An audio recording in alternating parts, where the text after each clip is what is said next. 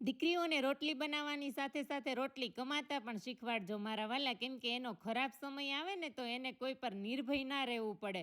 એ જાતે જ સાચવી લે અને જાતે જ બધું કરી શકે. જય દ્વારકાધીશ મિત્રો, મારી મોર્નિંગ થઈ ગઈ ને મસ્ત મજાના લાલાને નવરાવી દીધા અને મારા ઘરે બનતી હતી મસ્ત મજાની ઘાટી રગડા જેવી ચા. ના ભાઈ ના, 3.5 ફેટમાં શું રગડા જેવી બને.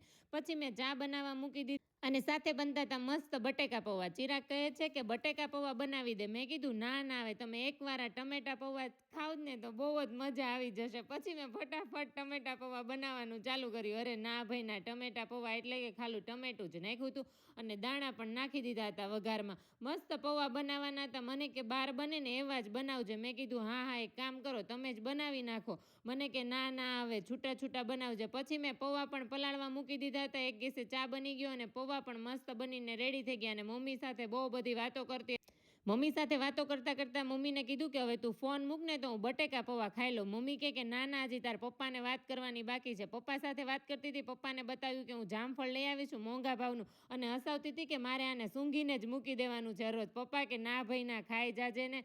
પછી તો મેં જો બટેકા પૌવા લઈ લીધા અને સુરતથી મસ્ત ઝીણી સેવ પણ લાવી હતી, એ પણ લઈ લીધી. અને સાથે કાલના સાંજના ઢોકળા હતા. મને સાંજના ઢોકળા બહુ જ ભાવે. કોને કોને ભાવે છે ને મને કોમેન્ટ કરીને કહેજો. ચા પણ બની ગઈ હતી અને મમ્મીનો ફોન મૂકીને આવી ગયો હતો સાસુમાનો ફોન. પછી એની સાથે પણ બહુ બધી વાતો કરી અને આવી ગયો મોલમાં. મોલમાંથી બધી વસ્તુ લઈ અને ઘરે આવી ગયા. ચિરાગ કે તારી વસ્તુ તો લઈ લે. મેં કેરી લઈ લીધી હતી. કેરી બહુ જ મસ્ત હતી અને સાથે દ્રાક્ષ પણ આવી ગઈ હતી. અરે મોસંબી તો ઉપડતી પણ નહોતી. અને બહાર જોયું તો વરસાદ ચાલુ થઈ ગયો 12:30. પછી તો મેં ફટાફટ ભાખરી અને રોટલી બનાવવાનું ચાલુ કરી દીધું. રોટલી નહોતી બનાવવાની, ખાલી ભાખરી જ બનાવવાની હતી. અને સાથે હતું મસ્ત ભીંડાનું શાક, છૂટું છૂટું. ચિરાગ કહે મને દહીંવાળું બનાવી દે. મેં કીધું મેં મારી જિંદગીમાં ક્યારેય નથી બનાવ્યું, એટલે મેં કોરું મોરું બનાવી નાખ્યું. ને તમે બધા મને કોમેન્ટ કરજો કે તમે કઈ રીતે ભીંડાનું શાક દહીંવાળું બનાવો છો. ચિરાગ કે તને નહીં ફાવે, લાવી કે હું બનાવી દઉં ભાખરી. પછી ચિરાગે ભાખરી બનાવી નાખીને હું જમવા બેસી ગઈ. અને જમવામાં તો બહુ મસ્ત હતું, ખાલી છાશ જ નહોતી બનાવી કેમ કે ઠંડુ વાતાવરણ હતું ને એટલે. પણ કેન્ડી તો ખાઈ જ લેવાની, ખાલી છાશ જ નહીં પીવાની. ચિરાગ કે મને સાંજે છાશ ભાવે, બપોરે ના ભાવે. એટલે પછી મેં ફટાફટ ચિરાગ અને અમે બંને જમવા બેસી ગયા અને કેન્ડી ખાઈ લીધી.